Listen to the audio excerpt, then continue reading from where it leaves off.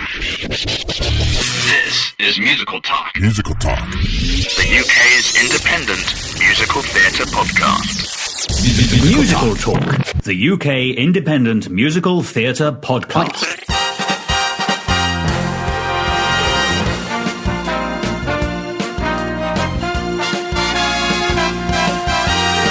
Well, hello, welcome to this week's episode of Musical Talk. My name is Nick Hudson. I'm joined here by one of the most respected leading ladies of the West End, Miss Rosemary Ashe, or Rosie Ashe, we'll call you, Rosie. Yes. How are you, Rosie? I'm good today, thank you, very well. Good, thank you for talking to us today. I was watching this, the Les Mis documentary last night, and you're most famous for being the original Carlotta in Phantom of the Opera. And first I want to ask you, you sort of came into the musical theatre scene in a very important time for London, didn't you? I certainly think the 80s were pretty... I think they were a golden time in musical theatre, so I think I was quite fortunate from that point of view, yeah. You know, and especially to have the opportunity to create particularly that part. But I'd worked for Cameron beforehand. The boyfriend? The boyfriend, 1984. But my background was in opera, as you probably know, and I started my career at Opera North, or English National Opera North as it was called then, in the late 70s, in the chorus. Then I got the opportunity to do a musical, Candide, at the Edinburgh Festival, and then the Birmingham Rep. So that was a sort of, you know, that was an operatic-y role in a musical, I suppose. Led to me getting an agent and then sort of leaving the chorus, the opera, and starting, you know, my solo career, as it were. With the boyfriend was quite fun. I mean, that came about through my agent, but I was already doing a lot of opera then, and whilst I was doing the boyfriend, I made my debut at English National Opera, playing a role called Fiacca Millie in Arabella by Strauss. Cameron very kindly let me have nights off. So I would do approximately 6 shows of The Boyfriend a week as Hortense, the French maid, and whip down the road. It was at the Albury then, which is now the Coward, I think, isn't it? And I'd whip down the road to sing at E&O. At the Coliseum? At the Coliseum, yeah. It was a sort of... I've had about 3 doubles in my career with sort of musicals and opera, when I've had nights off a musical to do an opera. We talked about this quite recently on the podcast, and maybe you can shed some light on it. What is the difference between an opera and a musical now? I think... You know, operas were written for singers and musicals were written more for actors who sang. Although that did change with Rodgers and Hammerstein, didn't it? I think was it Oklahoma? It was the first time they actually cast singers rather than actors. I think that's the fundamental difference. And there's not much dialogue in opera. There is some, but traditionally it's sung through. Now that's, you know, carried through to musicals now. Like is Candide an opera or musical? I think it's definitely a musical, but it's on the borders, isn't it? But it has got dialogue in it. I think the one that is the one show that is really either or, but probably more of an opera, is Street Scene. But people can refer to, you know, that's Kurt Weill, and it's a real total. It's either or, because it's got operatic qualities in terms of the singing and what's required for the. Or Les Mis? I suppose Les Mis is a modern opera, isn't it? Opera is the term. I think that there are a lot of musicals, smaller musicals. For example, I went to see Bernardo Alba last year at the Union, and I would call that more of a chamber opera rather than a musical. The location has a lot to do with it, because when Sweeney Todd's put in an opera house, it's an opera. When it's put in a West End house, it's a musical. So. Yeah, it's different. It's funny, isn't it? I have to say, you know, having come from the opera world and still do a bit of opera occasionally, I don't like hearing opera singers singing musicals unless they can really do it properly. And more, I think it's easier for men, certainly for baritones, but it's difficult for people to do that crossover thing. I mean, I had to learn myself, and I think even though I can do all the belting and singing chest voice and all that you can still tell, I think, that I've got a trained voice. The operatic voice certainly has that timbre to it. You know, we all talk about twang now and belt, but in opera, great musical, yeah, yeah, but it, you know, the twang, and you know, everybody's singing with twang. But in opera, we call that ping. We also say somebody has a voice with ping. For example, if you go to a Wagner opera, I mean, you need a singer who's got incredible ping in their voice, which will carry over a massive orchestra. That's the same thing as twang, having an edge, a steel, or sometimes a laser, I call it, in the voice. That's quite important. There's some people who don't have that in the voice, either in opera terms. Of course, the other thing with musicals is that people use microphones, particularly now. They didn't used to, but they sort of crept in, I think, 70s, really. Well, Phantom, I heard, was the first show ever to have surround sound. Oh, really? Gosh. We're so used to that now, I know. aren't we? It was the first show to have Dolby sound, God. And they've only just, people have been saying that the sound system there was antiquated, and they replaced it a few years ago, didn't they? Apparently it sounds amazing now. But, oh gosh, I didn't know that. There you go, I've learnt something today. So tell us about Phantom. My abiding memory of Phantom is that on the first day of rehearsals, we were all gathered together, and Hal Prince had a model of the set, and he went through the show scene by scene. He absolutely knew everything he wanted, and it hardly changed, really, apart from a couple of things that went. I think there was supposed to be some live rats or certain live doves. He was going to have a real pair of doves flying out, but I think health and safety. Probably. Well, it probably wasn't that, but I think I don't think they could be trained well enough. And I remember, I think Michael Crawford wanted to wear an opaque contact lens.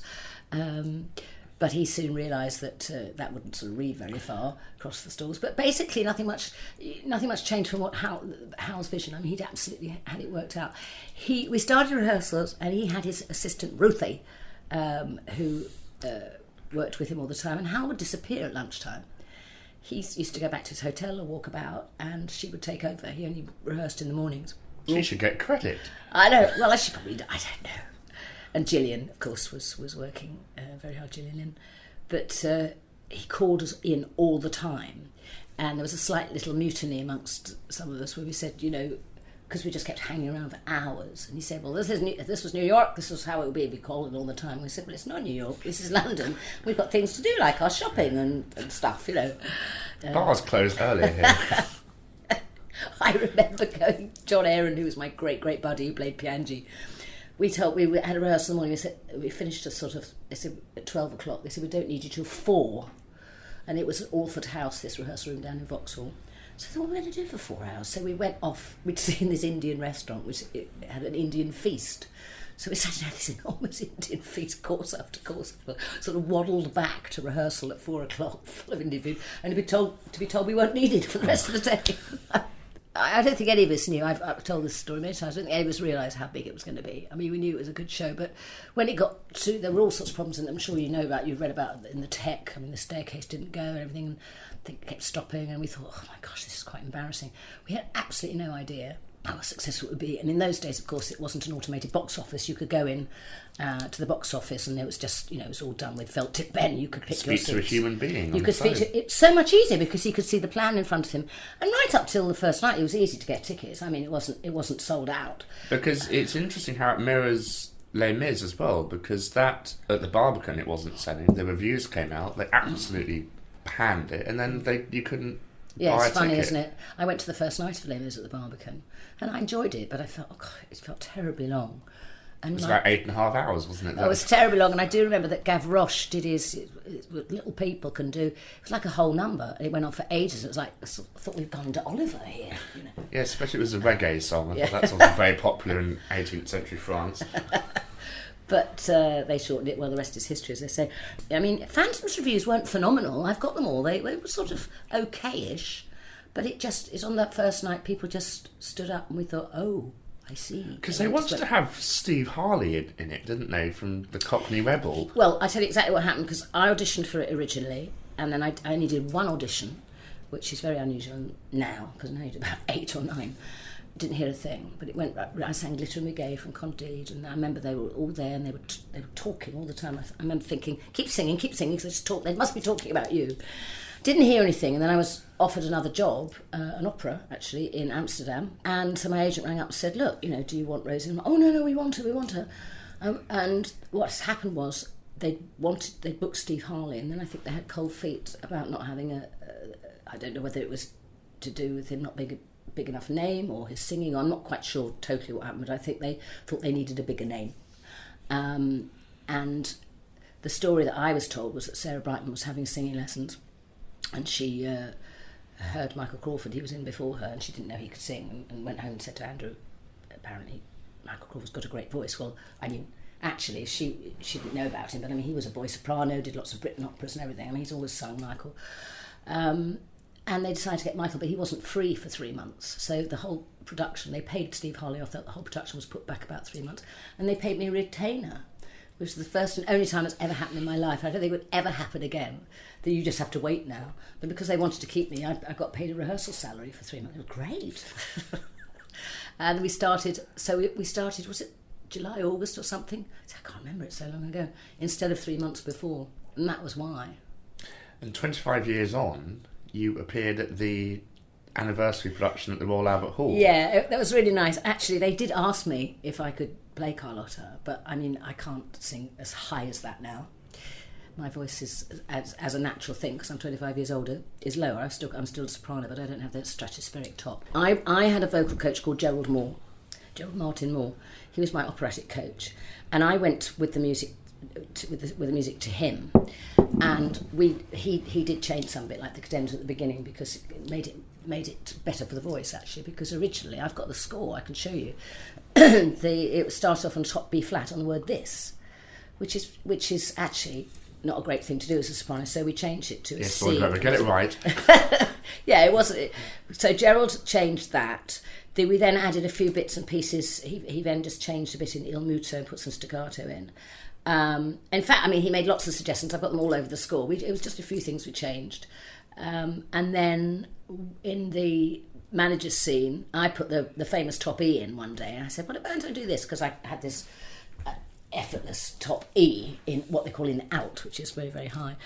So that went in. And I feel so sorry for all the sopranos ever since, because they've always been asked if they've got a top E, and it's really not about that. When they gave me the score that they were going to print, and they asked me to write the notes in, I should have put the E in brackets and put a top C. But because I could do it, I thought, I'll put that down. It's a bit unfair. But Andrew was absolutely fine about it, because I had been promised an aria, a song, but it never materialised. In fact, on the first ever rehearsals, I opened up the score and I thought, well, where's my song? I had just bits and pieces, and I was really, really disappointed. What happened to my part? Whatever happened to my part, yeah. Because I kept bumping into I remember bumping into Andrew and Sarah. He said, I've written you an aria. She's furious.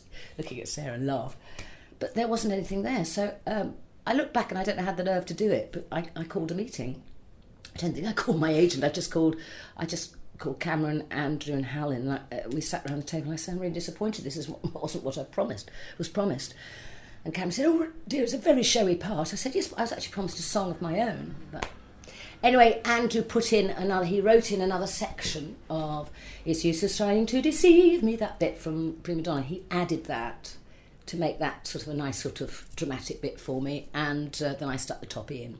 So it wasn't quite what I was disappointed, but I made it my own in the end. And thanks, and I have to give huge credit to Gerald Moore, because he helped me. Whatever one may think of the musical, it's still an iconic London staple, isn't it? Oh, I think it's fantastic. I mean, I do think the star is the production. I think it just looks incredible. And as I say, he'd worked it all out. He was fabulous to work with.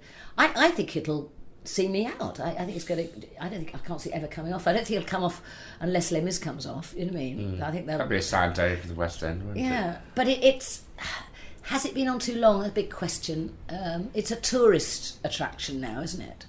That's the thing. I'm still waiting for the Andrew Lloyd Webber theme park to open in London, like the chandelier drop ride or something. Do you know what? I watched I've just been in Venice for a week, and I watched the Olympic ceremony. I didn't see all of it, although I caught up a bit of it. We came in about halfway through because we couldn't find the right channel in our hotel room. But I watched the beginning bit of it. But I did think, actually, they should have paid tribute. Whatever people may think about Andrew Lloyd Webber, all right, maybe he's a bit overexposed at the moment with all these reality programmes. But I think they should have paid tribute to him. His contribution to musical theatre is absolutely phenomenal. And his songs are everywhere. His music is everywhere. And mucus. You can cut that out. I really think, they should have paid tribute. We had a Mary Poppins tribute. Well, sort of. We had 75 Mary Poppins fly down. Yeah, exactly. But, they could have put... He's so important. Maybe they couldn't get permission to use come on, he would have given that. IP or something. I'm sure he would. Maybe it doesn't need advertising or something, I don't know. Maybe he doesn't, but I'm just thinking about all things British and how important he has been. He was right about the theatres getting dead, though, during the Olympics. Well, everything's dead, isn't it? It's like a ghost town, apparently. Yeah, it's lovely. It's like London used to be on a Sunday. When I first came to London in the early 70s, I sang in a church choir, St Bright in Fleet Street. And I had a little car, and I used to drive through London, and I used to, do morning service. It was just deserted. Everything was shut. I mean, I quite liked it. Having said that, I also like the fact that shops are open on Sunday, like everybody else. Now you can't drive anywhere on a Sunday because everyone's out and... I never take the car into town. It's not worth it. So what happened after Phantom? I left Phantom. I did a year and I did 15 months.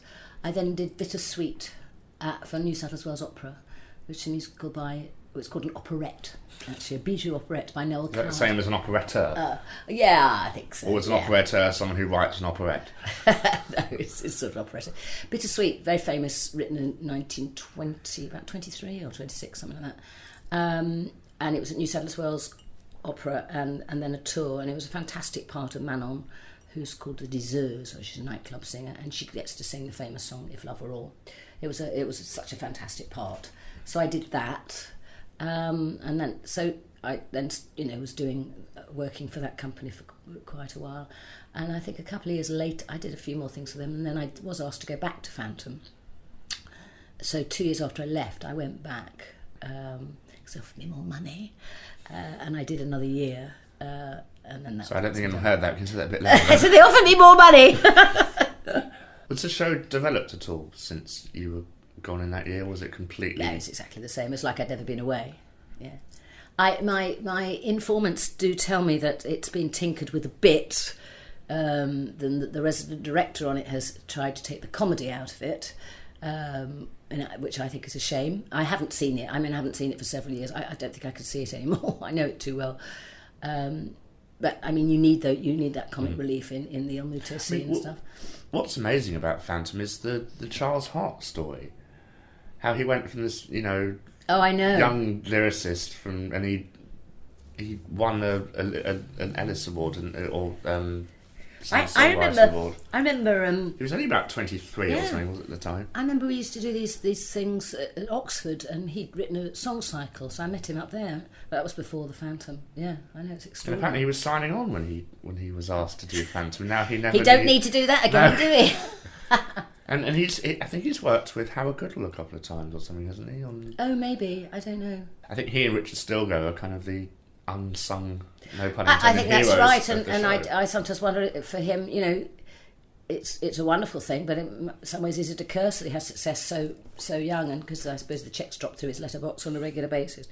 But I know he goes out and works in Africa, and he writes stuff. He's trying to write. He wants to get known. He writes music as well, obviously as lyrics, and would like to sort of, But he can have anything put on, But not many people can.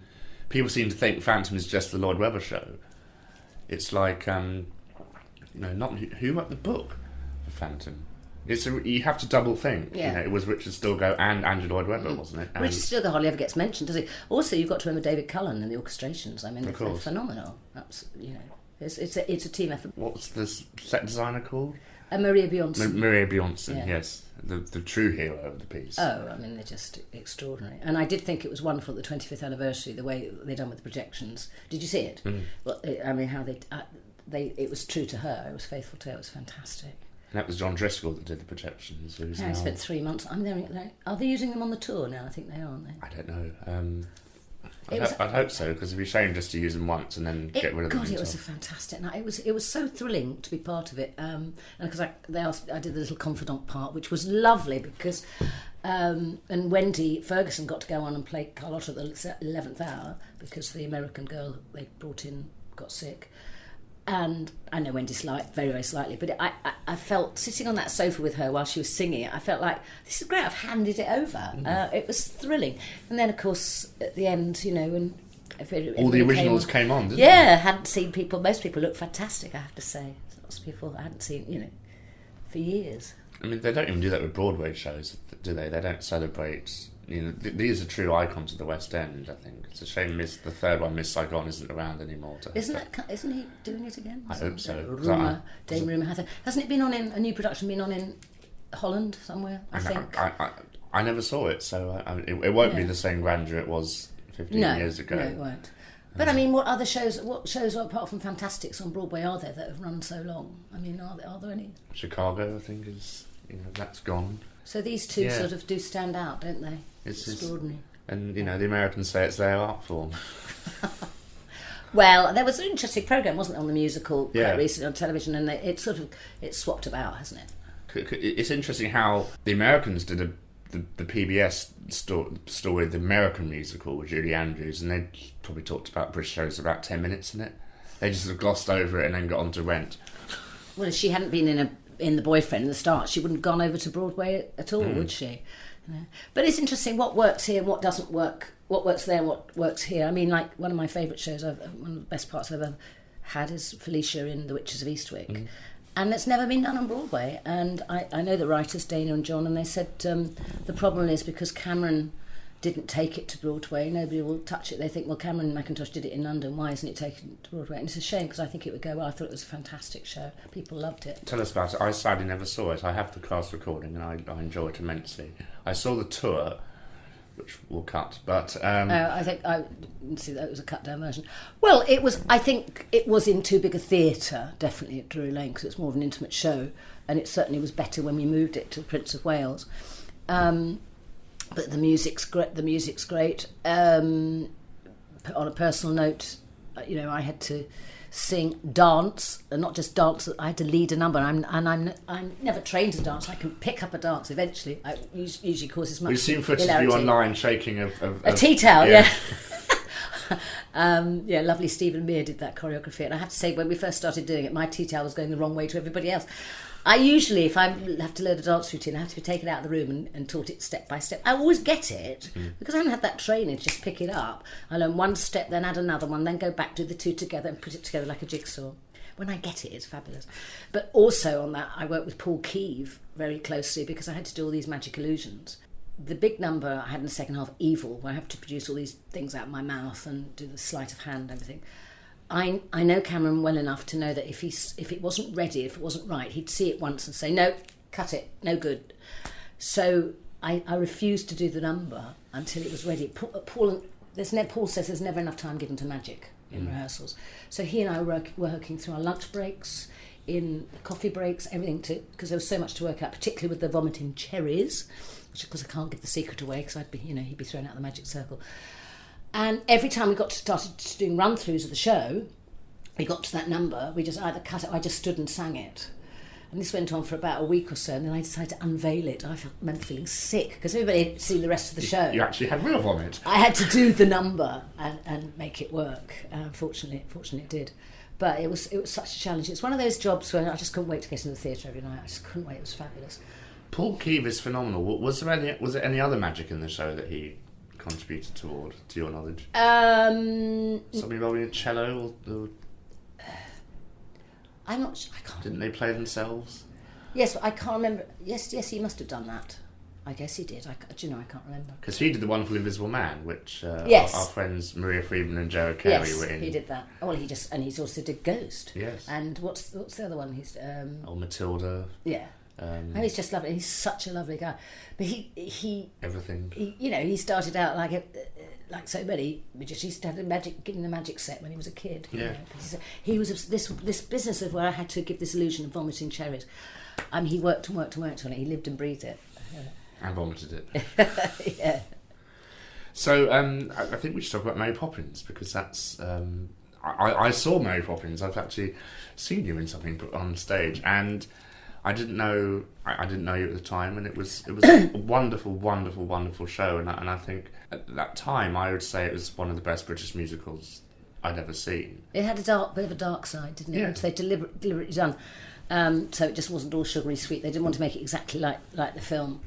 Thank God. They made it a bit more sugary on Broadway. I saw it quite recently. But that's Disney's thing on Broadway. Disney, now. It was Cameron here yeah. sort of darkening it, and then Disney said, "No, we'll put pixie dust on it." Yeah, that's right. Because you sometimes feel with Disney shows you've had an overdose of sugar, I think. That's why the character Miss Andrew that I played was put in, because they went back to the books, the P.L. Travers books, and decided to find a dark side, find a baddie character. So, of course, I thought it was a reference to Julie Andrews. well, everybody did. Yes. I know, and it was very funny because Julie Andrews came to see it one night. It was a big benefit for her charities, and when I came on and Miss Andrew, the whole place erupted, you know. And Cameron introduced me to her, said, "Miss Andrews, this is Miss Andrews." Dear. Yeah. It was great, a great part. You know, I had no idea how horrendous I was going to look with the makeup. The makeup designer. You actually had, speaking of magic, you had a trick that never made it into the show, didn't you? About a birdcage. Oh, I didn't end up. There were all sorts of things that were tried out. One of which that I was going to disappear through the wardrobe, through the sideboard, and we practiced that for a bit. Where I had to I was pulled through the sideboard. That didn't work. Then there was the cage. Yeah, there were all sorts of different things. Gosh, I'd forgotten this because it ended up with one of the oldest illusions in the book, where I sort of went down a trap, which worked brilliantly with that great big cage. That's right, because I was supposed to be sucked into the cage. How is that going to work? How's it going to work? I don't know. It got changed and altered, and the duet got changed. I mean, it was because we were in Bristol for and then 11 weeks or something, and it was chopped and changed the whole time. They kept rewriting, doing it, but that's what they ended up with. And I remember thinking, oh, I'm just going down a trap, but it looked great because they had all the flames and everything. Because I saw a video of it. You had this wonderful kind of another cadenza moment where we can literally hear you break from your head voice to your chest voice, which is... Well, that wasn't originally written. We had the Sitzprobe, and your lovely friend Bill Braun did the orchestrations, and I sang the number, Brimstone Electric, whatever it was, and it finished quite low, and I saw them all go into a huddle, Cameron and him, and Cameron said, "Rosie, is there any chance you could put a top note in?" I thought, oh, here we go, because I always end up putting top notes in everything. Put your top E. Yeah, so I did, and then there was the scream. So they went in. They weren't originally written. So I said, well, let's try this, let's try that, and worked out. And it was very camp, and it was sort of quite funny, I think. But that's how, as I say, that again, that's the joy of doing a new show, that you can have your input. It was exactly the same in Witches of Eastwick, in Dirty Laundry. They got me to put, the sort of high notes in the end of that, which weren't originally written. Because some people think the composers write all this stuff, but it's such a collaborative process doing a musical. Doing a new show like that, you've got the chance to put your input, which is fantastic, and they're up for it. I think it's always been the same with a new show. People have thrown in their own ideas. It's always been sort of, as you say, a collaboration.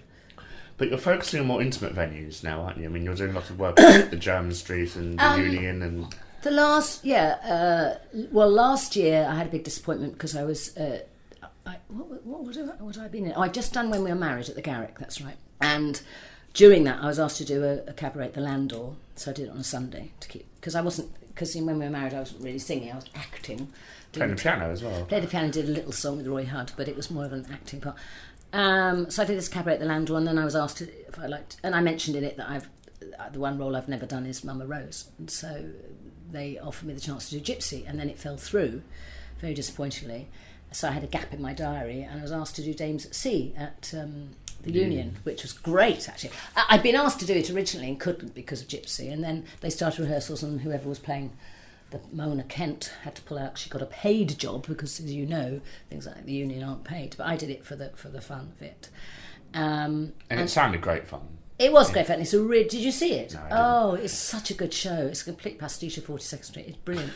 And sadly, a friend of mine who runs Ipswich, Pete Rowe, came to see it, who runs the Wolsey, and he said, I want to do it. Couldn't get the rights. So annoying. Because it hasn't been done, that was a professional, obviously, but people are doing it for nothing, but it hasn't been done for ages, I think. As a result of that, a friend of mine said, you should do a show about Ethel Merman, and this particular friend said, I'll write it for you, but he just didn't have time. So at the beginning of this year I thought, right, okay, why don't I do it? So I put it together. I spent weeks sort of writing the script, getting the songs altered, and we tried it out at German Street, called it Call Me Merman. We've done it there at the Pheasantry in the Union. You're not impersonating Ethel Merman? No, I'm not impersonating her. You're just singing her songs. It's a tribute to her. It's about her life. I sing a lot of the songs in the keys that she sang them, so I belt them. and I might put some of her characteristics in, but I don't sing every single song like her because it would be a relentless evening. I think people would be they'd be they'd have bleeding ears if they came up here. So I do temper it by singing some of the songs as me. So it's really a total tribute, homage to her, and it's been such a journey learning about her. When you think all the songs that were written specially for her, you know, Cole Porter, Irving Berlin, George Gershwin, Julie Stein, Jerry Herman, Stephen Sondheim. It's absolutely extraordinary. I don't think, and even if people don't know some of the songs or that much about her, most people have heard of I've Got Rhythm, you know, and she was the first person to sing that in 1931. And she put that great famous... The C, the belted C, which I do, yeah. Because most people would say she's just a singer that shouts. What is it about her that... I mean, was she more than that? I mean, she must have been more than that. I think she was. I mean, her performances didn't vary later on, but actually if you listen to early recordings of her, she could sing quieter, and she did. But she just had this phenomenal instrument, completely natural, that this sort of trumpet, and it got, I don't know, it just touched people, the sheer power of her voice. And Hal Prince said to me, I was talking to him about it, I was in New York last year, and I said, tell me about Ethel, because he worked with her. He said, the thing about Ethel was, he said she wasn't really an actress, he said, but she was totally honest. And so whatever she did was totally believable, because she you know, swore by the lyrics. And that's why, I think when Pete Doubt was cast on her ability to act when she did Gypsy, it was disproved, because she was so into it, you know, because she totally believed everything she was singing about. But you know, I think people were thrilled with that. Not everybody liked her, I don't think, but I mean, most New York audiences did. Do you think she sort of became a self-parody later on in her life with the disco album and the... Yeah, and she sent herself up, didn't she, in Airplane and the Muppets and stuff like that. But I mean, crikey, that was in the 70s, so she was... You have to be good to be able to parody yourself, I think. I mean, she was on Broadway for 40 years. Now, who else has been? You know, I mean, it's a hell of a career. And she did send herself up. And you know... I just find I've always loved her voice. I've just always loved that sort of power. She only used a microphone, I think, for the first time when she did Hello Dolly, I think in the 70s. She had to, because everybody else had, but apart from that she didn't. Jerry Herman wrote Hello Dolly for Ethel, but for various reasons she didn't do it, and Carol Channing did it, and he cut two numbers that Love Look Through My Window and World Take Me Back, because Carol Channing couldn't possibly have sung them. She wasn't really a singer. She already was a parody, wasn't she? Didn't her husband used to throw flowers on the stage, plastic flowers on the stage at the end of her performances, and then he gathered them all up for the next show? Thank you. It's weird stories. I love her in Thoroughly Modern Millie, though. I think she's great. I mean, but she's a self-parody now, I think. Yeah. She's still alive, which is... Is she still alive? Phenomenal. Well, she's certainly parodied in Forbidden Broadway a lot. She actually sung a song in Forbidden Broadway called Imitation is the Sincerest Form of Flattery on the recording, with someone else impersonating her. She interrupts and says, excuse me, what do you do? This is my song, and you know, so she's obviously up for it. You know.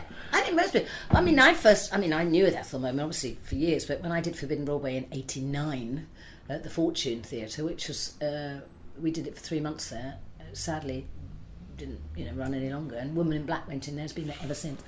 But I had to do this duet with Mary Martin, with the other girl playing Mary Martin, you know, and that's when everything's coming up, murmuring for me and for me, and that's why. And Forbidden Broadway sends her all the time. But what a powerhouse! And actually, you know, to hear somebody with as powerful a voice as that. If you've ever been to, I don't know how much opera you've seen, but you go and hear incredible voices live with no microphone. It's just phenomenal. You know, it's just very exciting. Yeah. And I think people loved it. Forbidden Broadway is coming back, which is nice. Obviously, Broadway is so bad. You mean in New York? Yeah, because they stopped it for a couple of years. Yeah, well, Gerard wanted. I know Gerard Alessandri. I've kept in touch with him. He wanted a rest. He wanted a break from it, and he's written several other things that. Christmas shows and stuff, but he said there weren't enough new shows to parody. He said he just got exhausted with it. But now it's back. I love it. It's fantastic. But you have to know what they're doing. I think so. It's certainly a niche show. It certainly belongs more on Broadway than it does here. Yeah, but I saw it at the Mania when it came here, and I loved it. It just never sort of completely took off here. I always remember. I mean, I don't know what it's like now, but I know Sondheim has no problem his music being, you know, that thing. send in the crowds. In after Act 1, no one is there. But when we did it, we did a little parody of Phantom. We couldn't do all the. I think it counts as plagiarism if you do more than so many notes, because we had to do 7 notes. The Phantom of the Opera is there. It's 7 notes, is it? It's nice, Angela Deborah owns a chromatic scale. We had to slightly change it, but I loved it. And I remember the one we did was 89. We did a duet of. We took the mickey out of. They just brought out that West Side Story recording with Jose Carreras and Kirite Kanawha that Leonard Bernstein done. You're too young to have seen it, but there was a documentary on it where Bernstein went berserk at Jose Carreras because it was too operatic. He couldn't stand it, so we did a parody of that. Somebody told me that when Bernstein was doing the West Side Story, he said, "Get the Spanish tenor," and when Carreras turned up, he said, "Not that one. He wanted Domingo." He was stuck with Carreras. I don't know if that's true. Bernstein sounds incredibly difficult to work with, because I've seen footage of him conducting, and he's a brilliant teacher. But my God help you if you get it wrong. Well, I think he got quite cranky when he was older. When I did Candide in the 80s at the Old Vic, he came to see that. And then it must have been not long after that, I got a call on a Sunday morning. They were doing concerts of Candide at the Barbican, and the soprano was sick, and I went and I got a call, and I went down and I sang through it with Bernstein conducting with the LSO, and it was just, I never got to do the concert, but it didn't matter because I worked with him. He was so lovely, and I remember standing up to sing thinking, my God, he wrote West Side Story and I'm working with him. And he was very funny because he was chain smoking, and in those days you could smoke Anyway. And at the interval we had a break, and he came back and he was smoking, and all the orchestra started coughing and scratching their feet, and the security man came up and said, "Mr. Bernstein," and to take the cigarette away from him, and he kept taking puffs. He was trying to get as much out of his work, and eventually he handed it over like a child to the security officer, who said, "Doing you more harm than good, Gov." It was hilarious. He thought, this Leonard Bernstein reduced to a child. You can buy the cigarette on eBay now. Yeah, well, probably. But he was lovely, and he was an old man then. But it was thrilling. He was. Again, he's contributed so much. And Candide's another show that's never really been commercial. It just doesn't quite work. There's some fabulous music. It doesn't work. It's always difficult with a show like that because it will always be compared to West Side Story, and in a way, the music sounds a bit too similar. I think personally. But it's also the story. It goes a bit haywire in the second act, I think. But it's not a commercial. Like the garden. Make Our Garden Grow. It sounds very much like Somewhere. I guess so. But it's a lovely sound. So. Well, excuse me, you could say that about a lot of composers, can't you? Yes. And we have to give special credit to one of your students, Charles Brunton. Charles Brunton. We worked together. We did Panto together in Plymouth. He was one of the Ugly Sisters, and he said, "I'm going to come to you for lessons." So he started coming for lessons. Very, very talented already, and he's worked. He's hardly a student really; he's a professional. But he's just got into Matilda. He's rehearsing to do Matilda. He's going to be understudying Trunchbull, and he's got a little part as well. So that's very exciting. So well done. We'll all go and see that. Yeah, we will. Rosemary Ashe, thank you very much for talking to us today. My absolute pleasure. All the best of luck with everything you have coming up. Thank you very much. Brimstone and treacle will work. Brimstone and treacle. This has been a production of Musical Talk, copyright 2012.